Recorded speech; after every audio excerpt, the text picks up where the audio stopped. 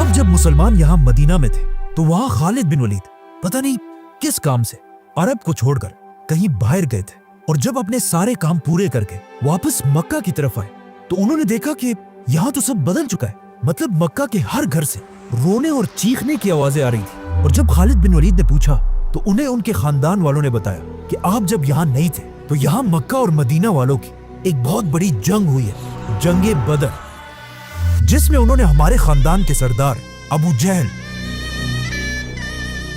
और तुम्हारे 25 कजिन्स को मार डाला है। और सबसे बड़ी बात यह है कि मुसलमान तुम्हारे बड़े भाई वलीद बिन वलीद को भी गिरफ्तार कर चुके हैं। यह सुनकर खालिद बिन वलीद को इतना गुस्सा आया कि वो सीधा अबू सुफियान के पास गए और वहां पर मक्का के सारे बड़ों ने मिलकर मुसलमानों से बदला लेने की कसम खाई।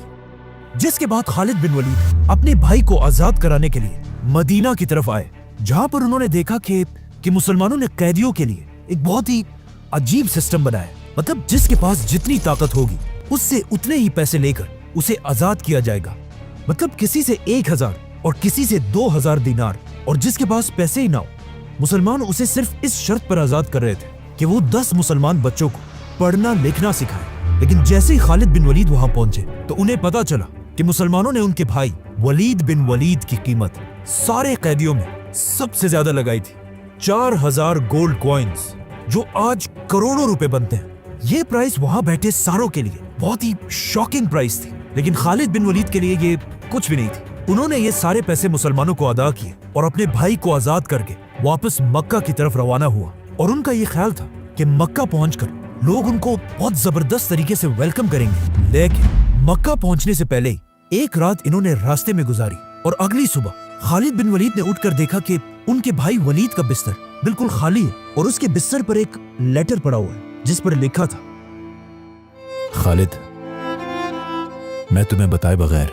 इस्लाम कबूल करके वापस मदीना जा चुका हूं, क्योंकि मैंने वल्लाह अपनी पूरी जिंदगी में मोहम्मद जैसा इंसान कभी नहीं देखा।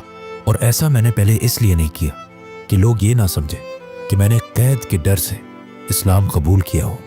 और अब जब तुमने मुझे आज़ाद करा लिया है तो मैं वापस जाकर एक आज़ाद इंसान की तरह अपनी मर्जी से इस्लाम कबूल करना चाहता हूँ। इस लेटर के बाद खालिद बिन वलीद के भाई ने तो इस्लाम कबूल कर लिया, लेकिन खालिद बिन वलीद के दिल में अभी भी अपने खानदान के खून का बदला लेने की आग जल रही थी।